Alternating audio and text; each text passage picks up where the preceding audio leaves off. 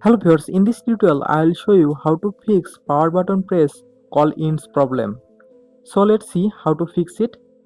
For solving this problem, first of all just go to settings.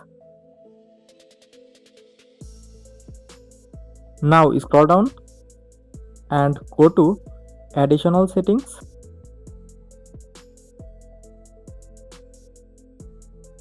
Now go to accessibility option. From here you can see physical option. Just click on this option. And here you can see power button ins call option. Just turn off this option.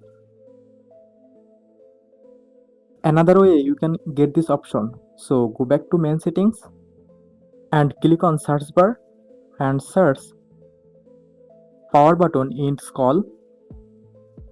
Now click on power button ins call option,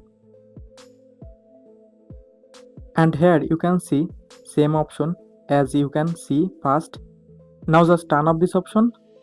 In this way you can easily solve this problem. So thanks for watching. Don't forget to like, comment and subscribe.